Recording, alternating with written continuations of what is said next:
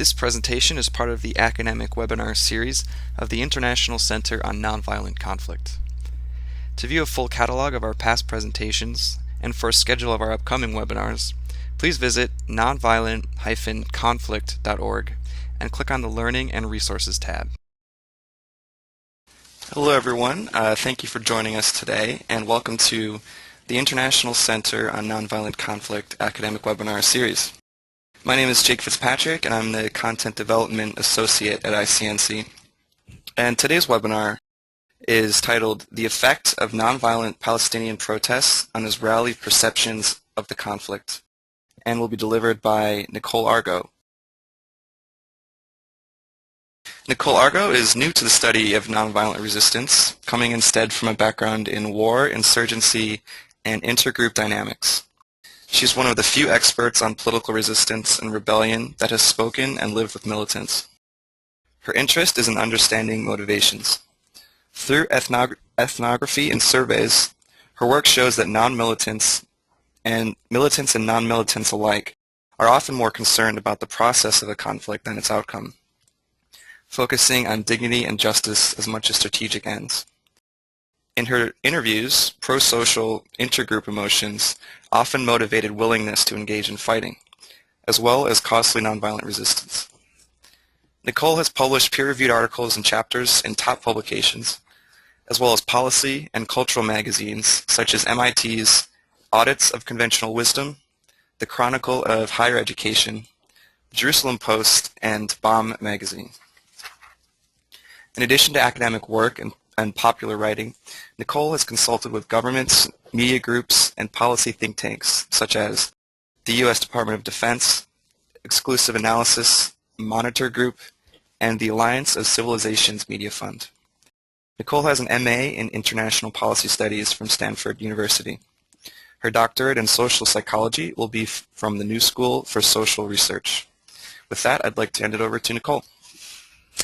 Thank you, Jake, for inviting me to present and also in general for your role in bringing the webinar to the public. It seems like there's a really impressive range of expertise brought to bear and made available to the public here, which is, I think, incredibly important. So I'm excited to be a part of it. Today, I want to share findings from a recent survey designed by my colleague Jeremy Gingiz and I. I should state at the outset that this will be our first presentation on the data. And I know that this audience has a lot of knowledge on the topic, so I'm looking forward to brainstorming about it with you all at the end.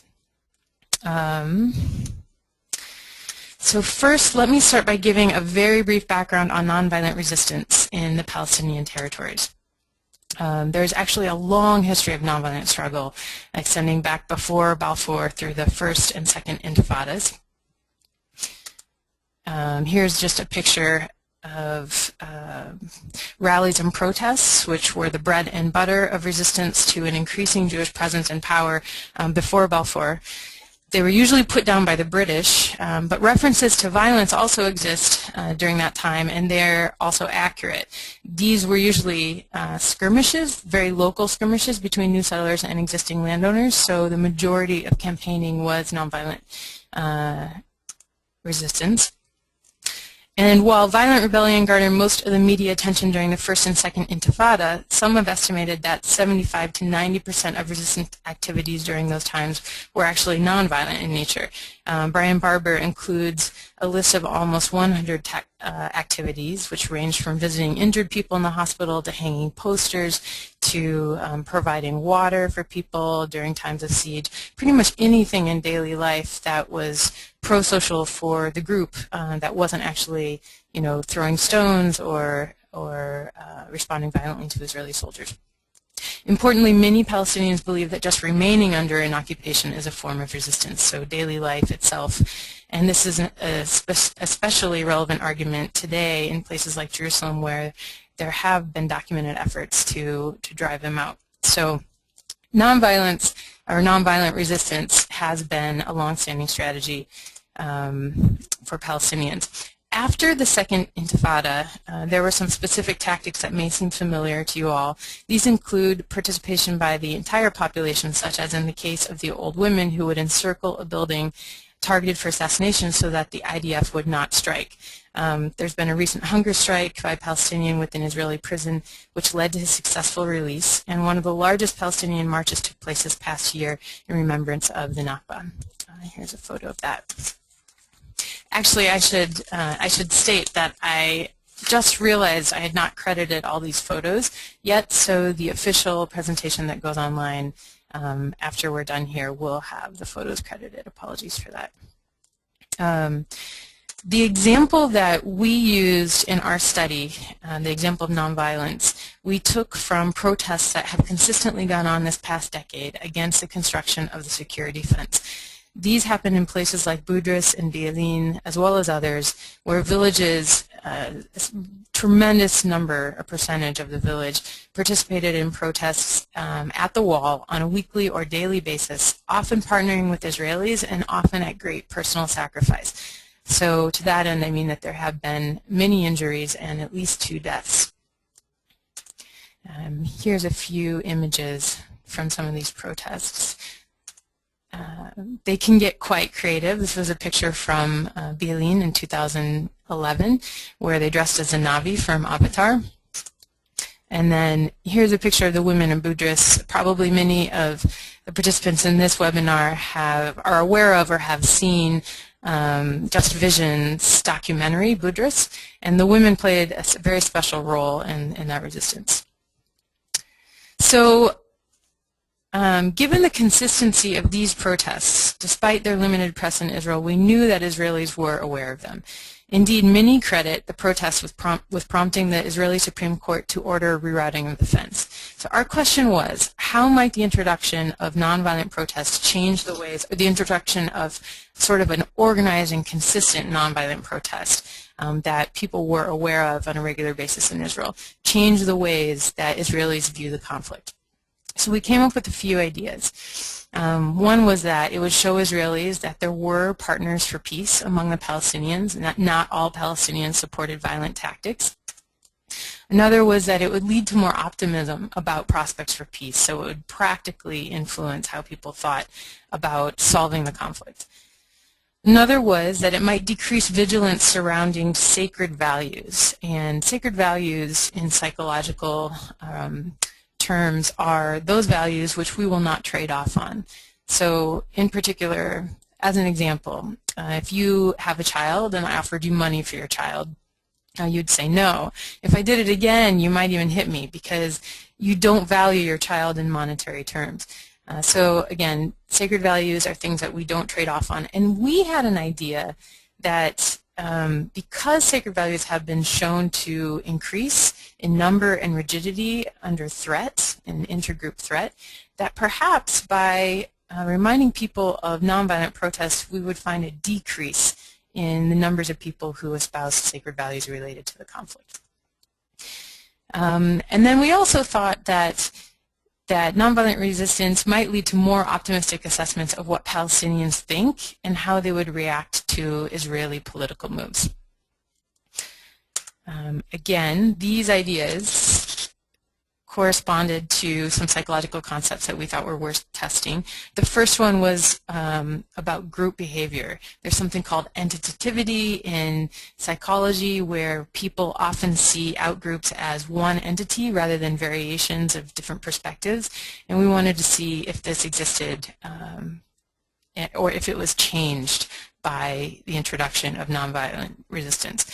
In terms of optimism about prospects for peace, we have some questionnaires that we've used in the past that looked at willingness to make trade-offs for a peace agreement. And in terms of decreasing vigilance around sacred values, we have some traditional sacred values questionnaires that we have used in the Palestinian-Israeli conflict. And then in terms of assessments of how Palestinians think and would react to political moves, there are a bunch of questions of theory of mind that we decided to use for the survey. Theory of mind is just how we think others think. So we developed these survey questions, and I'm going to provide a few examples of them here. In terms of groups, we were interested both if there would be changes in how people think of groups in general. So are groups, not just Palestinians, but groups, are they things that can change over time, or are they deeply essentialized? This is just how you are. And one of the questions that that we used to gauge this was, groups that are characterized by extreme and violent behavior will never change because these characteristics are deeply rooted within them. And there were about 4 questions that looked at that.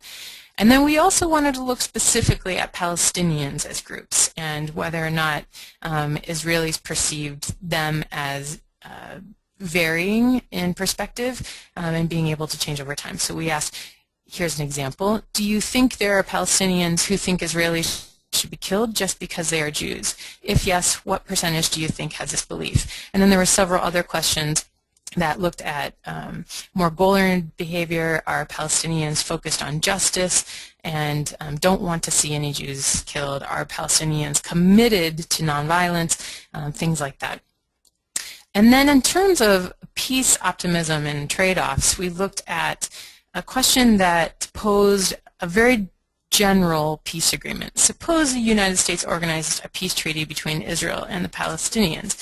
And I can go through in the questions if you want exactly what we proposed. There were just 3 elements. It didn't get into too many particulars. We've used this question in the past to not ruffle feathers. It's sort of the general majority of both sides has at different times said that this was what they would agree to. And then we asked, would you vote for this agreement? There were a variety of other questions looking at what would your reaction to a leader who voted for this agreement be? Do you think there would be violence within Israel to oppose it? Do you think Palestinians would agree to it, et cetera, et cetera? And then here's another one. Do you think that this agreement could be successfully and peacefully implemented, leading to a real peace? In terms of sacred values, we wanted to look at the value of Eretz Israel, so land, giving up land for peace, and also sovereignty, sharing Jerusalem. Here was the land question. Do you agree that there are some circumstances where it would be permissible for Israelis to consider giving away part of Eretz Israel? Actually, I noticed a typo. We asked if there are some extreme circumstances where it would be permissible. And the idea here is that if someone says no, period, it's a sacred value, because under no condition whatsoever would they consider it. If they say yes or I don't know, then it's not a sacred value. They're willing to consider something.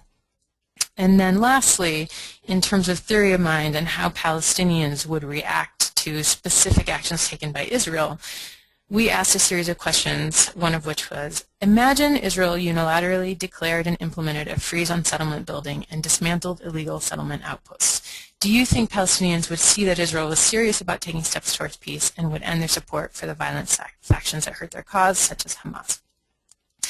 So these are examples of the questions, and we'll get into a few more of them later. But first I wanted to introduce you to how we manipulated the survey. So psychologists use something called primes sometimes. And basically a prime is just an activation of a knowledge structure, usually implicitly. So you want to do it without people knowing that you're doing it. We wanted to see how activating Israeli knowledge of nonviolent actions by Palestinians affected their perceptions of Palestinians and the conflict. So we developed news stories as primes or reminders. And basically everybody heard at least 2 news pieces. One was about the high living costs in Israel. The other one was about traffic accidents in Israel. Both of these are non-group related, non-Palestinian related themes that are pretty important to Israelis because they're negative and something that needs to be corrected. So they would start, the interviews would begin with these 2 paragraphs, news pieces, and then you would get a question, how important is this issue to you? Then there would be a third article in at least 2 conditions. A third article that would either talk about nonviolent protest or violent protest. In the control condition, there was no third article. It was just these articles about Israeli life. The nonviolent and violent protest articles were written to match protests that have actually occurred in places like Budrus and Bi'ilin, and they were also matched for levels of sacrifice. So what do I mean by that? What we tried to depict was the normal scenario of a group of people who come regularly, who may sit in front of a tree that is about to be bulldozed, who won't leave when the soldiers tell them to, but who are not using violence. So they're not throwing stones, they're not doing anything. So again, we're matching for what has been reported on already in the news. The violent protest articles have a similar structure and word length, but the difference is violence is used within the protests. Again, all articles have the same word count, whether it be the non-protest articles or the protest articles. Okay, so here's an example of the nonviolent protest prime.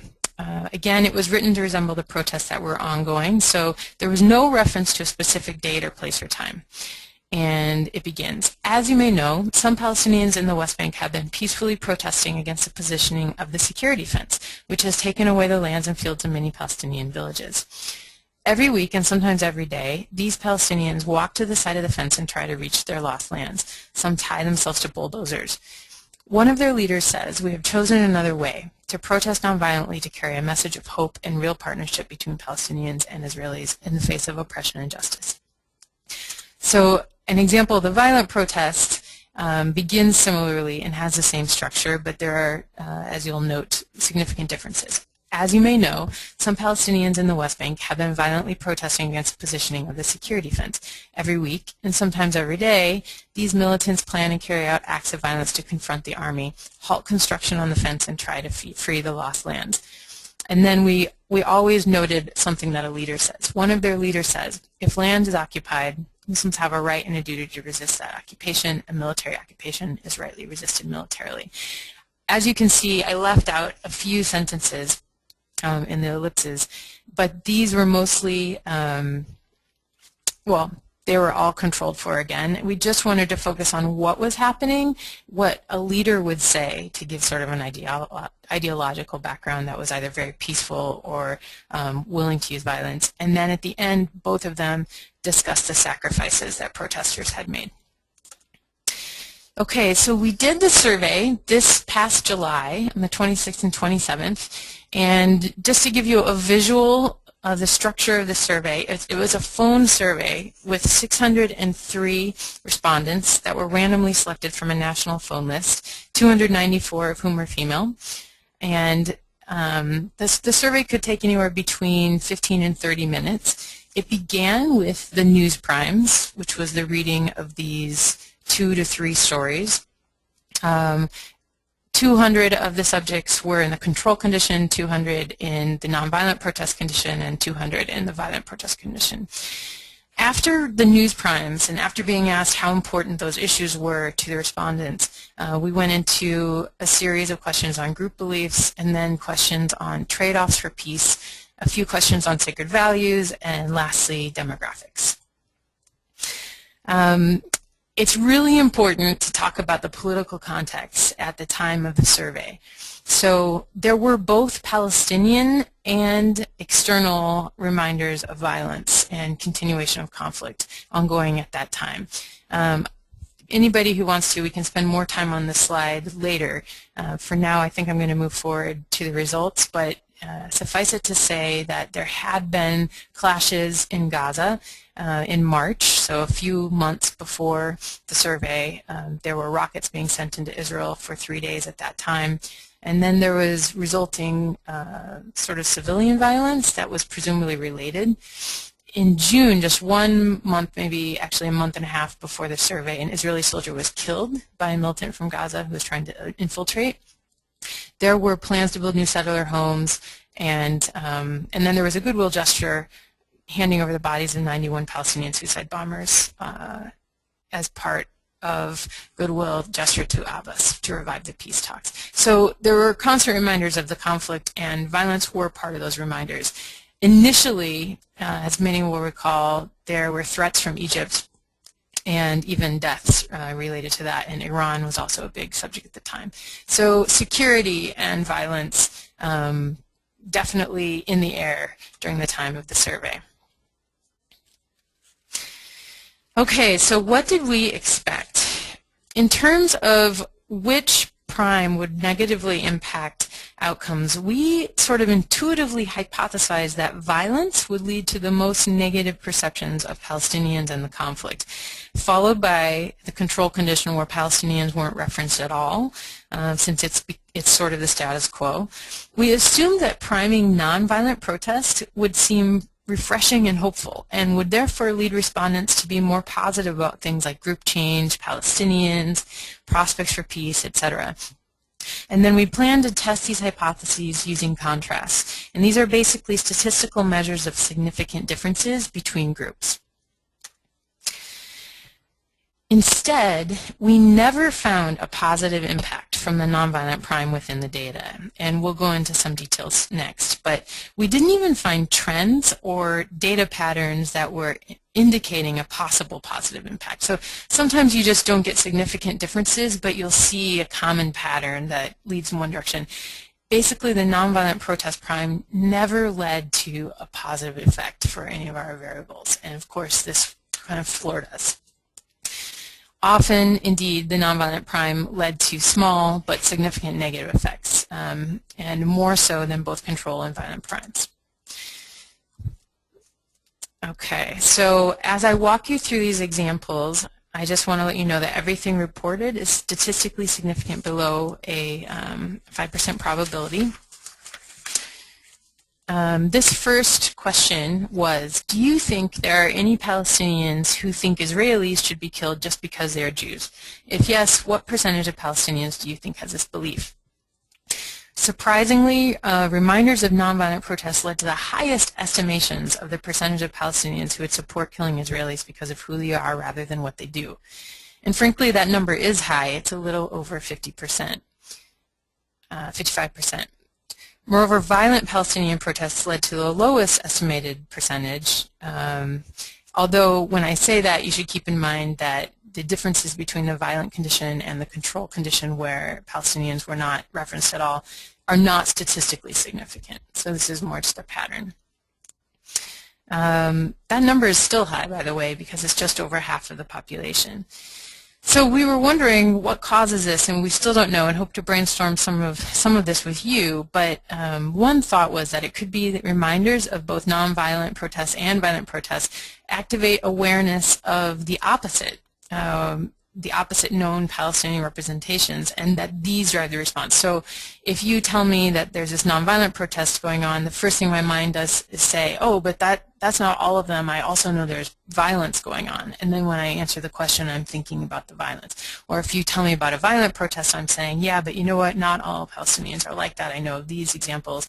And then I'm answering the question thinking about the nonviolence. So this is just a conjecture, but it would explain why the control condition was, somewhat in the middle or between them. So here is another question within the group section that had surprising responses.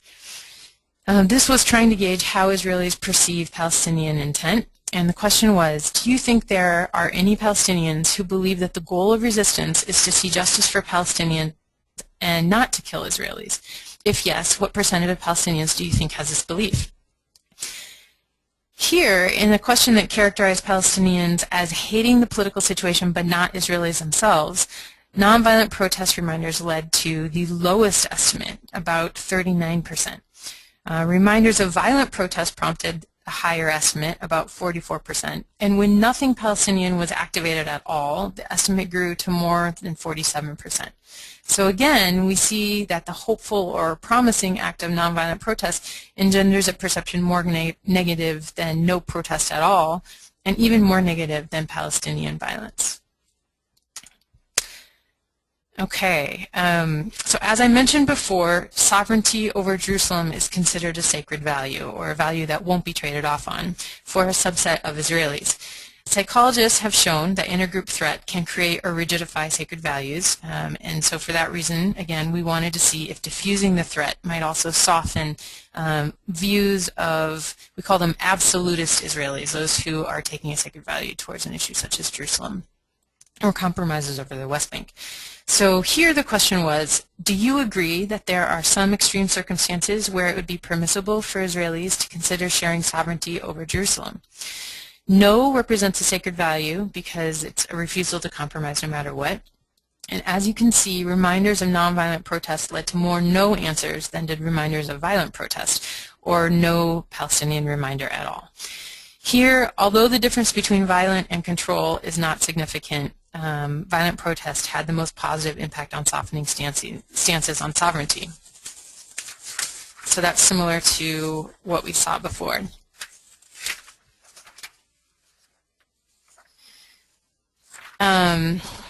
Okay, continuing. In this last question, we were interested in finding out what Israelis would think Palestinians would think and do as a result of actions they may take towards a peace agreement. So we looked at the issue of settlement freeze.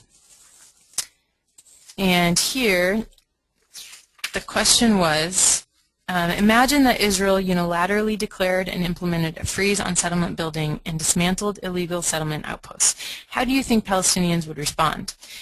Do you think Palestinians would see this as a triumph and use the victory to gather momentum for more attacks against Israel? And 1 equals yes, 2 equals no. So again, we find that the nonviolent prime led to more yes answers, that Palestinians would view it as a triumph and then attack.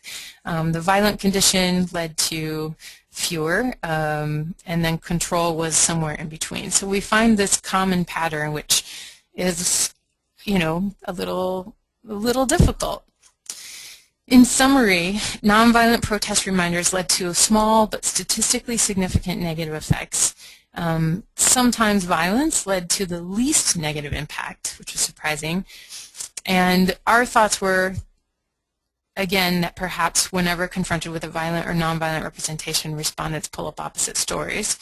But it may also be that the scenario is just more familiar. So Israelis are really used to violence and used to expecting violence in the Palestinian conflict, and they've become used to thinking, maybe telling themselves, well, they're not all like that, or just imagining peace prospects within that scenario. To imagine within a novel scenario, nonviolent protest, which, by the way, includes a lot of agency and unity in its depiction of Palestinians, it could be threatening.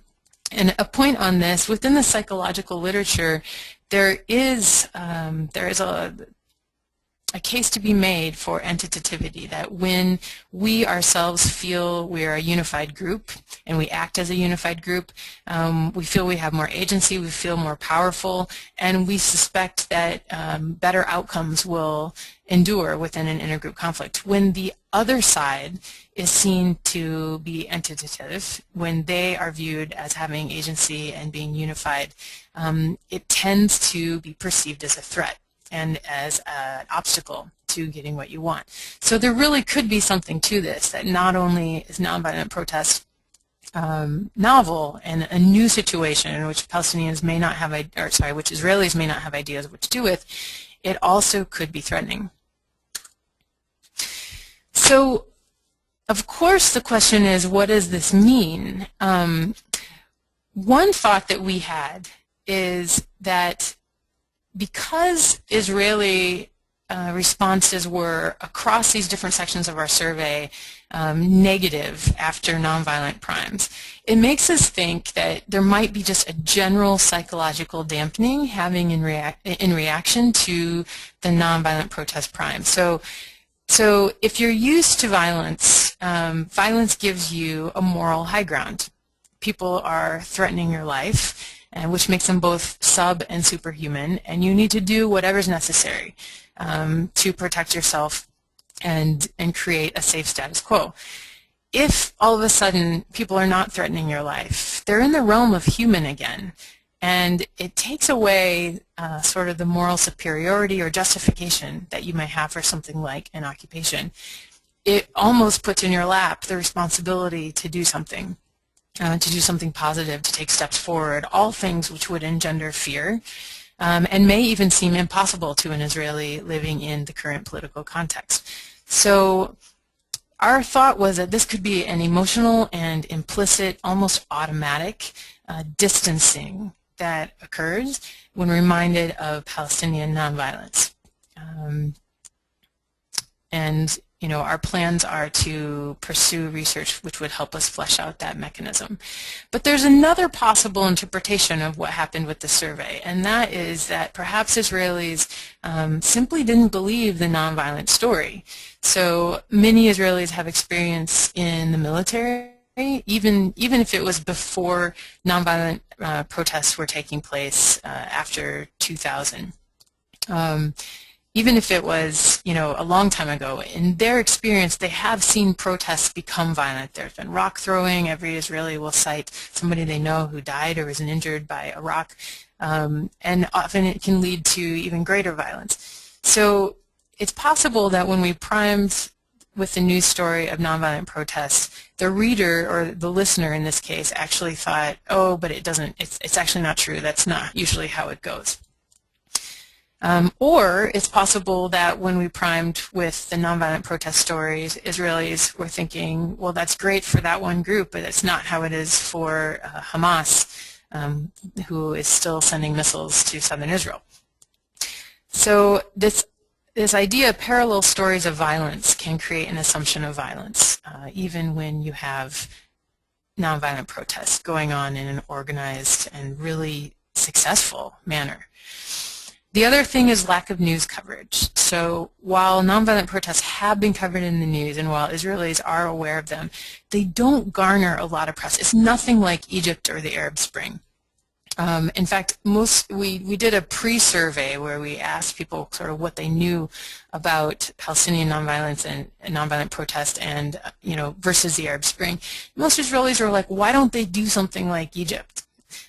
So even though they knew these were going on, they didn't feel that it was like a holistic movement.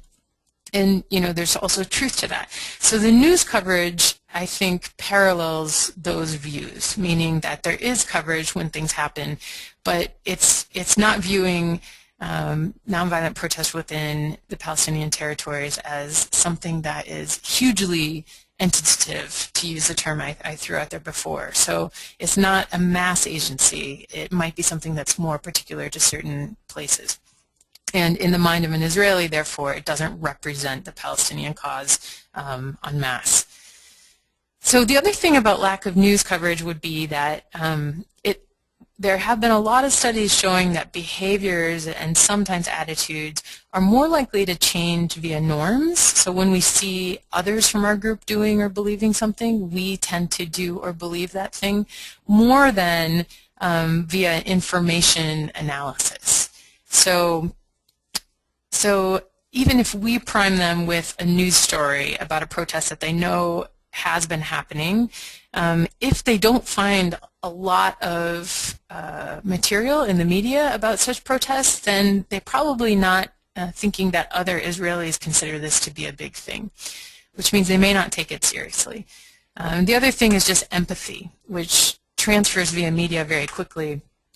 It's easier to take perspective when you are standing in someone else's shoes, and seeing an image of where they are and what they're doing allows you to do that. So there are these two possibilities. One is that our manipulation worked, and in reaction to nonviolent protest, there really is this almost fear-based automatic distancing of Palestinians and their minds and needs and pursuits from the Israeli psyche. And the other is that the story just doesn't seem real, and so it doesn't get much internalization from Israelis. The one thing in response to this second interpretation is that we did get variability on the answers. So to some extent, nonviolent protest did matter, right? We did get differences between the conditions for these questions. So there's something going on here, but disbelief of the story might also have a role in other questions. So what are the takeaways for this? Everybody on this call is clearly interested in or dedicated to nonviolent protests and what it can accomplish in the world today. So what does this mean for people who not only think about the Israeli-Palestinian conflict, but perhaps other conflicts? Well, one thing is that nonviolent protest does not automatically equal good in the eyes of its target. So in this case, where violence has a history and where it may even be operating in parallel with nonviolent protests, there could be what we're calling a cognitive, or you could actually call an emotional lag, before the other side changes its perception of the group. And that lag, like I mentioned before, might have something to do with an automatic distancing, like a fear and threat-based distancing to changes that change the level of moral superiority. There are, however, major problems with generalizing. So even if we follow up with the study and can show that this mechanism is at work,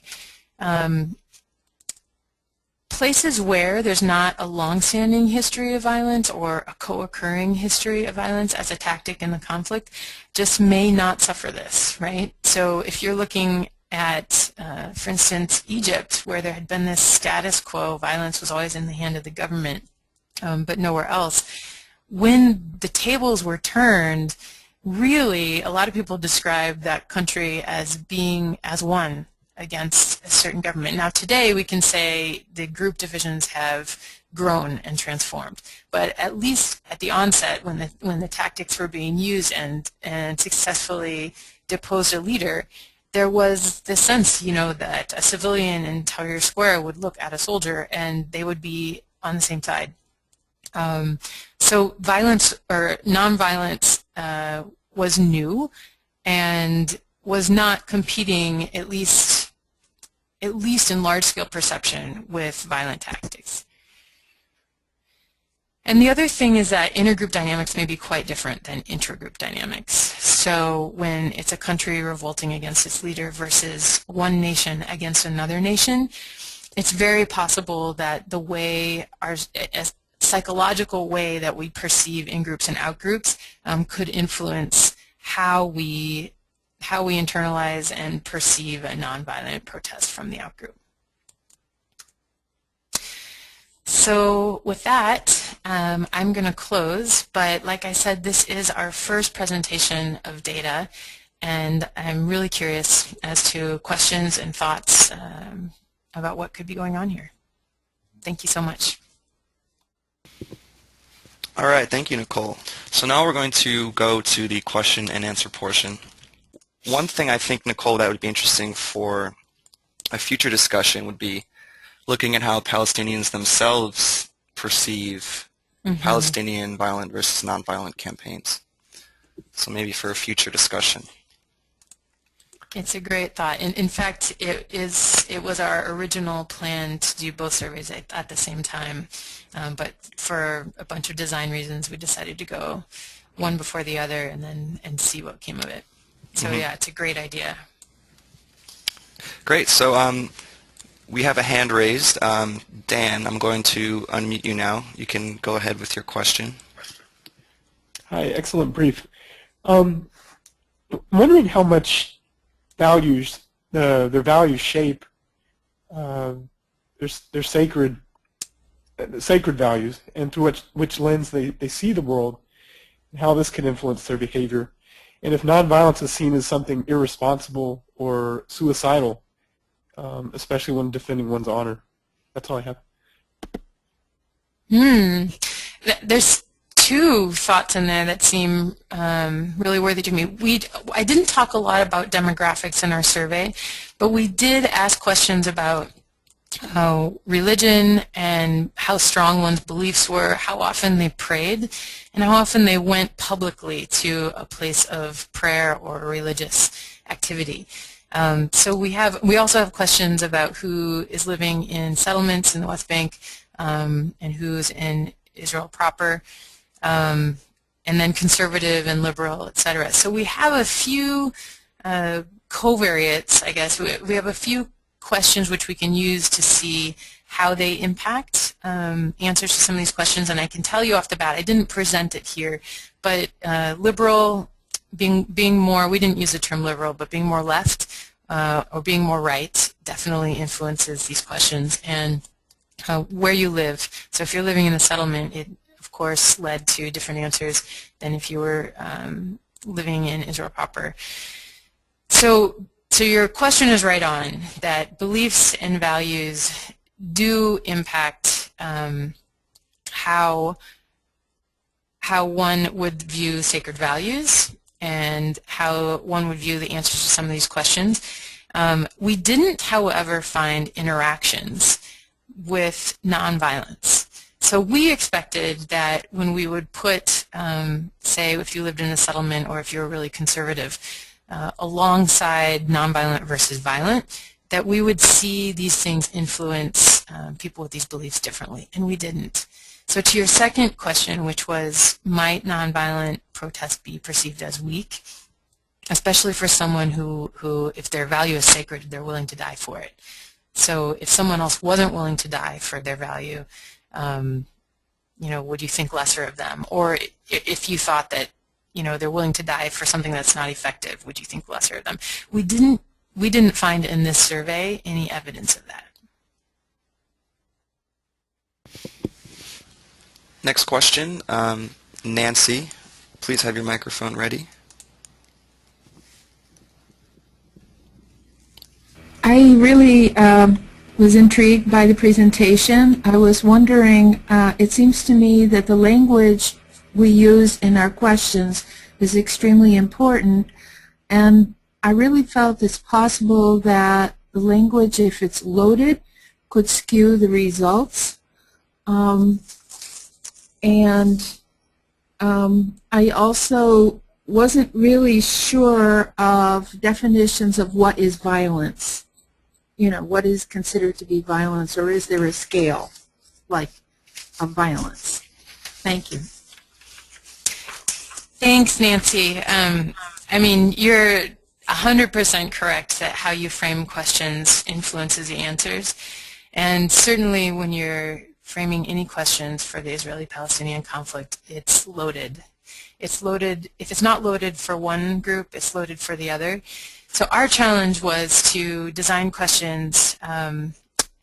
As I had mentioned to Jake, we are planning to do this survey on both sides of the green line. So our challenge was to design questions that could be neutral enough to garner the largest impact for both sides, right?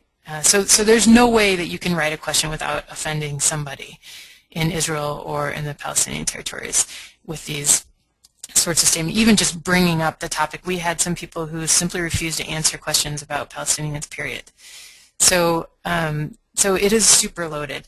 However, a lot of the questions that we did use in our questionnaire we've used in past surveys, and they are the result of continuous honing and focus groups and feedback. So I guess I'm saying to you two things. Number one, yes, you have to be really careful about loaded questions because they can skew answers. And number two, we did our best. You might be referring in particular to the news stories, because I think that's where, at least we had, it was a novel introduction to the survey for us, and we had to think really carefully about how much detail. You have to go into some detail in order to conjure an image in someone's mind, but then doing it in a way that can be balanced and won't be, what's a good word, won't lead to unnecessarily emotional reaction is the goal. So for the violent Palestinian protest, how did we talk about it? We wanted to give detail without, but also be generic. So we wanted people to sort of, well, here's what we said. As you may know, some Palestinians in the West Bank have been violently protesting at the positioning of the fence, yada, yada. Palestinian residents of these villages have made an important choice to use physical resistance, including violence, to oppose a position of defense. So that was in contrast to the nonviolent protest sentence, which said Palestinian residents of these villages have made an important choice to use physical resistance, but only peaceful methods to oppose the position of defense. And then in terms of giving details, which was the next paragraph where we wanted to conjure images, every week and sometimes every day, this is the violent one again, these militants plan and carry out acts of violence to confront the army, halt construction of the fence, and try to free the lost lands. In places where the work is completed, the militants try to destroy or tunnel under the wall or the fence, attacking soldiers who guard it. And that's all we said. So we took that from, we reviewed stories of protests and what had been done that was violent amidst the protests, and that was what came out. And so that's what we referenced, because we definitely wanted only to activate things that had been in the press. Yeah, so to answer your question, you know, if that's loaded or not, I think referencing violence, period, is loaded for Israelis.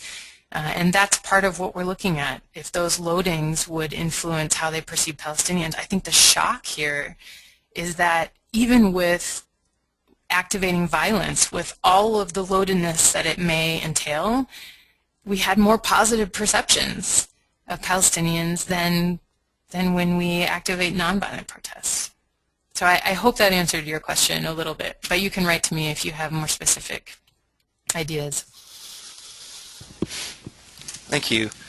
We have quite a few more questions. I see Noreen and Sarit have your hands raised, so we'll get to those in a minute. Also some in the written in questions from Frankie Austin and a few others.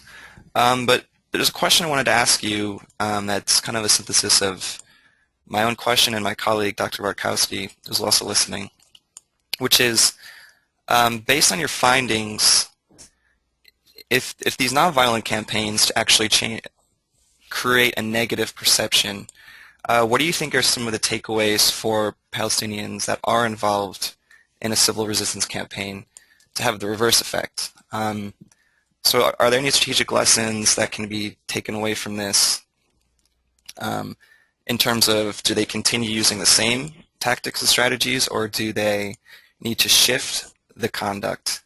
And just kind of as an add-on, you mentioned that when people are engaged in a nonviolent campaign, it takes away this dehumanization that can happen that is often required for groups engaged in a military campaign. So what do you think would be the lesson in order to have the reverse effect, to connotate nonviolent struggle with positive perceptions? I think that is the golden question, and I have some ideas, but I would, of course, I want to emphasize that I don't know, that we don't know, and that would, you know, in order to confidently and scientifically say, what I would want to do actually is interview some of the soldiers who have been in the successfully nonviolent protests to see, for instance, did their responses on this type of survey mirror what we found in terms of averages, or were they changed by the literal experience of seeing these people, looking in their eyes, understanding what they were doing, respecting them for you know, staying together and not resorting to violence when things get hard, etc. I think interviews and sort of in-depth discussions could be helpful, and particularly with soldiers versus a population that may not be as exposed to what's going on, right? So to answer your question of what should they do, first of all, this is a one-shot survey looking at reactions in a population where, as I mentioned, the media has not focused on these protests in particular, where a lot of Israelis don't think that these protests are what led to the Israeli Supreme Court rerouting the wall, where in the Israeli mind, at least, it's not clear that other Israeli minds think this is significant. So I would say that Palestinian protesters don't need to change so much. I was really impressed, like the Navi taking on the costumes and being creative. And if you watch Budrus or any of these upcoming documentaries that are up for Oscars, you know, it's really impressive what is going on out there, and I don't think that it should be changed. I think what needs to change is really awareness of it and interaction with it. So the more Israelis that become involved and meet these Palestinians, potentially the more changes will be made. And in terms of, since obviously those Israelis would be self-selecting, they'll tend to be liberal, etc. In terms of media, getting the images and the stories out, that I don't know. That I guess I would want to talk to somebody who's a media specialist about, is how do you do it. And my somewhat non-optimistic answer is that media takes its cues from political possibility. So if we were to see cues from the top, literally from the Netanyahu government, that Palestinians were being taken seriously and that nonviolent protest was leaving an impact, I bet you there would be more media coverage and different, more qualitative media coverage, which then might engender responses amongst Israelis. But I'll keep thinking about that question, Jake, because it is really important, and maybe there are things that Palestinians could do that I haven't really thought a lot about yet. Absolutely, yeah. That's kind of, you can't really draw that absolute conclusion from this kind of study. So I just wanted to hear some thoughts on that. Our next question is Noreen. Noreen, you are now unmuted. Okay, thanks. So I have more of a comment and a question. You talked about the crystallization of consensus and how that could work in changing Israeli perception of the nonviolent protest. So whatever is in the media, in the Israeli media, if someone, if they report about these nonviolent protests, or if more people believe in it, then they would actually orient themselves to take nonviolent protests seriously. I just want to ask your thoughts regarding a possible solution could be that nonviolence protests on the part of Palestinians relies largely on global non-silence. I feel like if more people, because we can't just keep talking about the media, definitely the political aspects of the media is important, and we should take note of it. But there are other platforms that we can consider, Facebook and all that. So yeah, What are your thoughts on us relying on global non-silence as an alternative to reorienting Israeli perceptions on the nonviolence protest?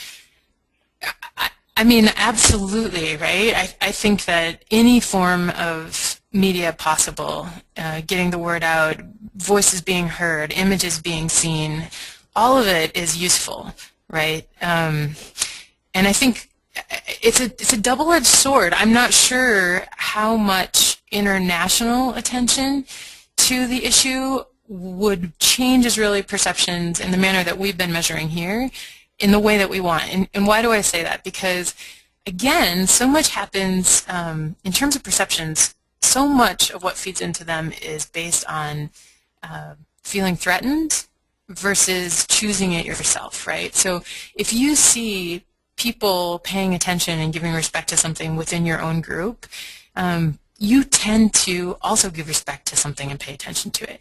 But if other people are sort of damning you in a way by telling you, how can you not be reacting to this? Why aren't you engaging this? It sort of goes to that moral superiority inferiority thing again, where all of a sudden it's like, oh, you're saying this is my fault now, that I'm responsible for whatever, and you might get a distancing reaction again. Again, this is conjecture, but I think number one, yes, absolutely. All forms of social media and international media are important and good. And this also goes to Jake's question, what I'm about to say here. I to some degree am not depressed about these findings, and here's why. At first, of course, you're like, what? I can't believe this. And then we're thinking, if anything, this kind of study should just say, if things aren't changing, there are psychological barriers you should be aware of, and just keep pressing, because they can't stay like that forever. And what I would really like to do is spend hours with Gene Sharp's books going through, especially the dynamics book, to see if there are clues in there, based on all his studies, as to when you pass the threshold. Because people can only for so long see a nonviolent protest and movement and ignore it or distance it, right? At some point you have to say, this has been going on and now it's in my backyard, and what am I going to do about it?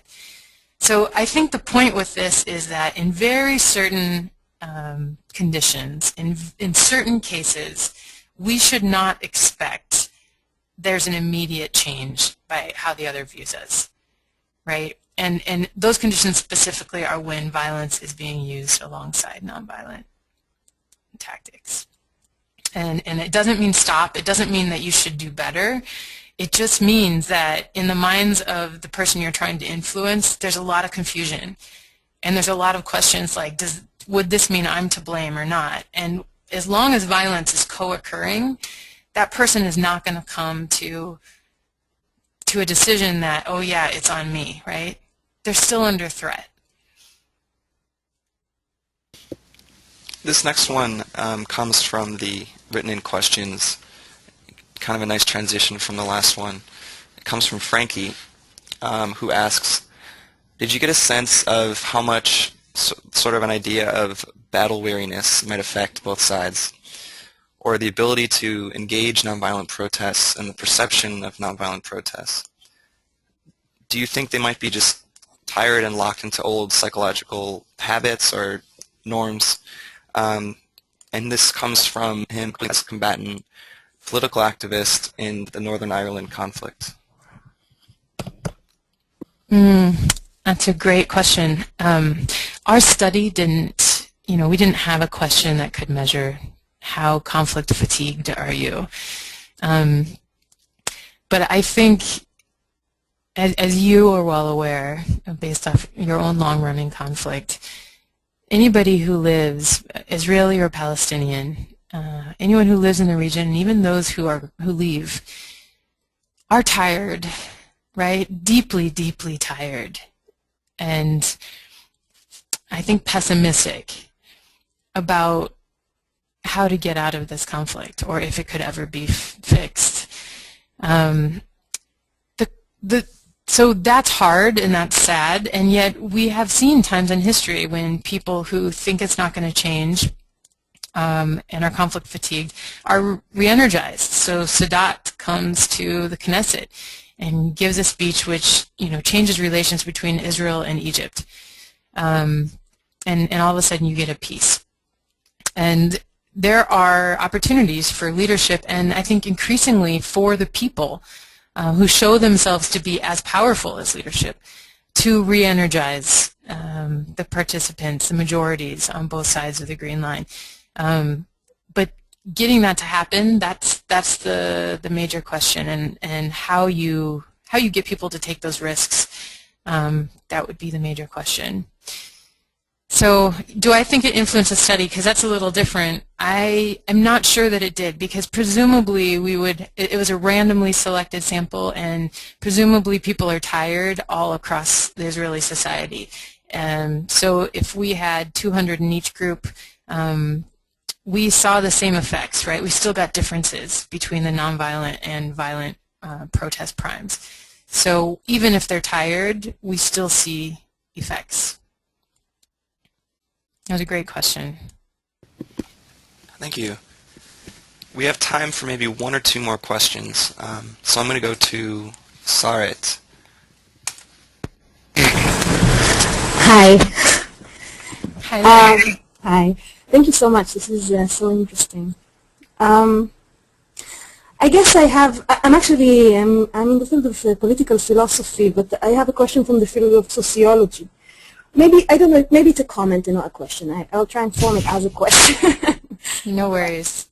So to a certain degree, it seems to me that when you give a prime like that, the resonance of this prime with the general narrative of the society it's being released in is very important. And what do I mean? You mentioned Sadat, for example.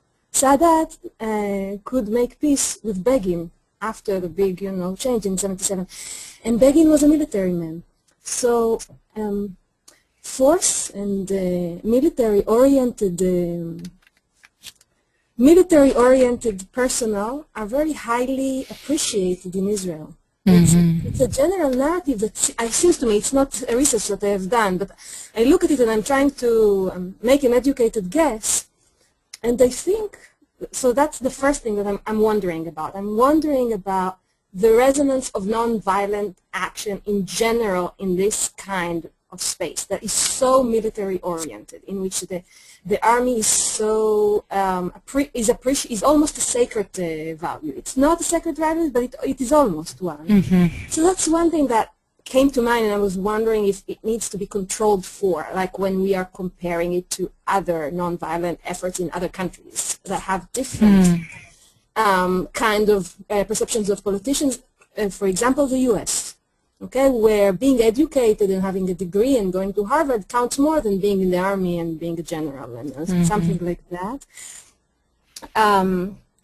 So that's one thing I was wondering about. And the second thing I was wondering, and I really don't know if it's not true, that all nonviolent, or maybe most, all is a bit, that many nonviolent movements are at first perceived as not serious. If it's not something that, because nonviolent movements really need to become very big in order to count. So you see the civil rights movement and you see Gandhi, and okay, so it needs to become really big to count. If it's not really big, it many times can be chalked down to nice try, that was a nice moment, etc., etc. You can see it in the social justice movement in Israel 2 years ago, when only when it started to gain numbers did people start looking at it as a real game changer. But it took a while. At first they were made fun of. So maybe efforts like Budrus and maybe size matters here a little bit. Maybe the numbers count a little bit. And I'm wondering if there's any research that you're aware of the chronological factor of when a movement, chronological and size factor of when a movement is starting to be taken more seriously. Great questions. I'm going to start with the second one because I think it's a more direct answer. We were interested in sort of the process, and that's one reason why we kept thinking, nobody's really looking at how nonviolent protest is affecting the target players, and we have a lot of assumptions. There is discussion about how it affects soldiers or the military within a country when you're trying to overthrow a leader, but less so in the intergroup context. So we wanted to get at that, like what is the process? And I think to some extent this survey, when it's published, its contribution will be to say that part of the process is to not immediately bowl over your opponent. You don't immediately change the status quo or expectations, etc., within a conflict by taking on these tactics. You should expect it to take a while. And that's good to know in advance, right? In terms of when the snowball thresholds, I don't have an answer to that. Somebody else who is in the audience today might have one, but I certainly concur that large numbers seem to matter. And this gets at that psychological concept of entitativity that I was talking about earlier. The studies are very clear on this, that when the other group is perceived to be unified and an agent, when they are making gains and seen as one entity, they seem to be powerful and a force to reckon with. So the fact that nonviolent protest has not snowballed more, has not snowballed beyond just these communities trying to save their villages from the wall and into like a larger political force, I think, ostensibly and importantly overcoming violence. I think that is the real problem for Palestinians. And that might explain these answers.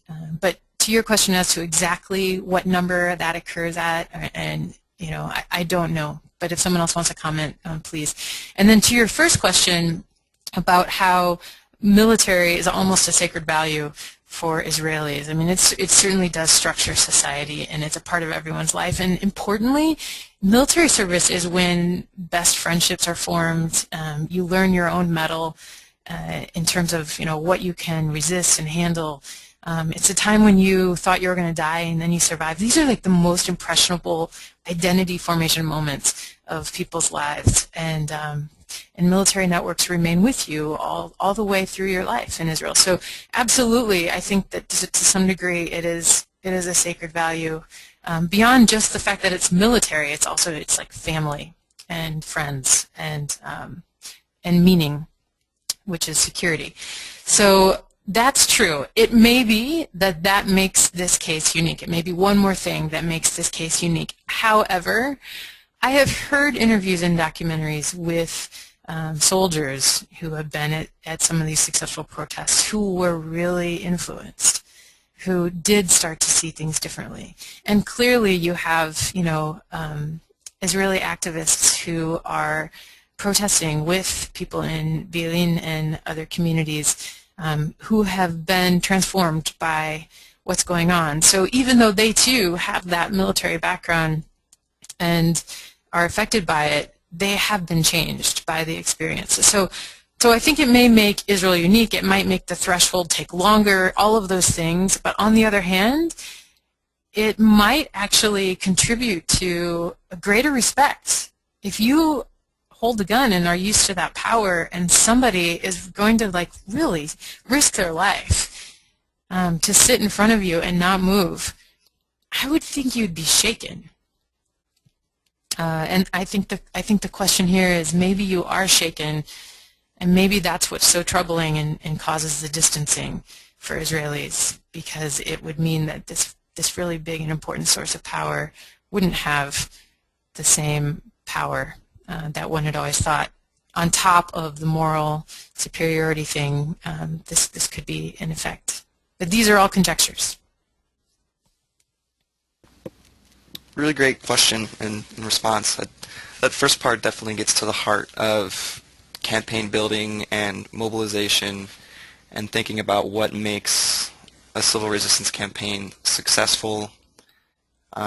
So yeah, and that's actually something that you would learn about if you were to attend the Fletcher Summer Institute. So feel free to apply to that if you're interested in learning more. We're 12 minutes over, so unfortunately we won't be able to get to the final questions. I see Marinetta, Austin, Spencer, Leah, Tori, and Paul. I will take your questions and forward them to Nichole, and hopefully she'll be able to respond when she has a chance. If anyone else has a question that you would like to ask, that you just think of after the fact, please feel free to email it to us. I'm going to put up our email address right now. So you can email that to webinar@nonviolent-conflict.org. And before we wrap up, I want to give you a chance, Nichole, if you have any final comments or takeaways or anything else you wanted to mention before we finish. You know what, definitely to say thank you to everybody, and I really would welcome questions or comments if you send them to ICNC.